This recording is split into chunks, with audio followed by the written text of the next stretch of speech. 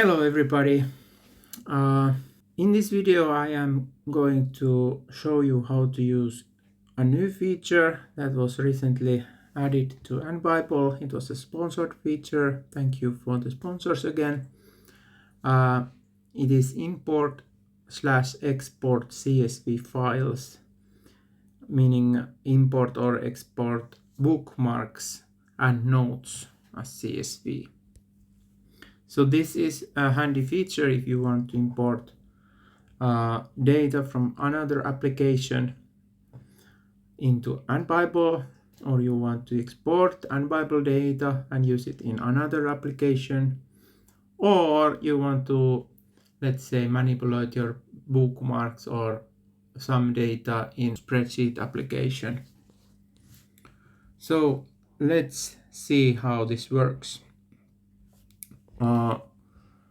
We can find this feature first of all if you go to bookmarks.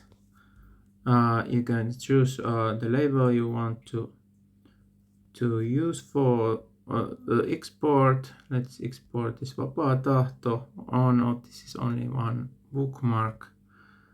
I have quite many labels here, but let's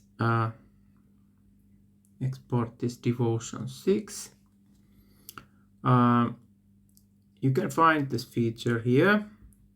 This menu, you have export CSV, you tap it. Then you can choose which fields you want to include in the CSV file.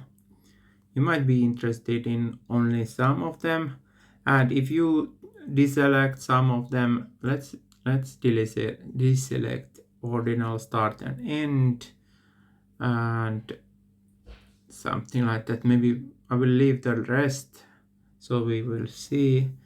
And this selection will be remembered. So if you do exporting often, it will remember your last setting always. So let's export these fields. Then it is offering you to choose the file which you want to save it to. I will save it into Google Drive, and like this it was exported. Let's open this CSV file now with Google Drive.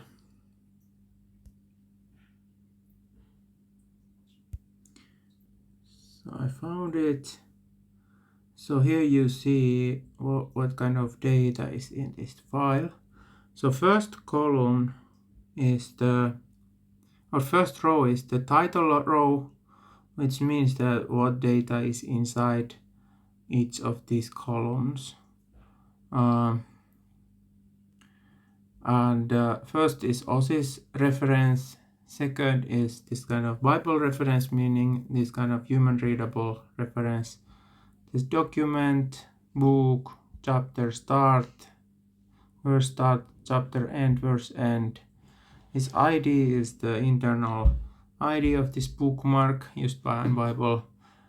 Created, timestamp, last updated timestamp. Then there are this kind of start offset, end offset. These are for this kind of select bookmarks that are having certain words or characters highlighted. And then labels is a list of labels that have this like this. And then notes is the column for the notes, and then custom icon if you have a custom icon for this bookmark, like this.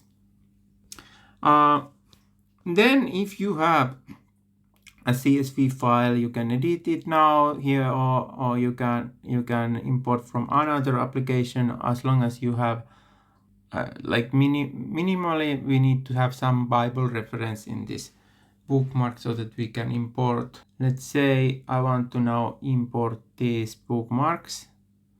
Then if I didn't have these bookmarks, so I can import them simply like this. Oh, where is the file that I just exported? This is the file that I just exported, and it was saying that it was updating 20 bookmarks.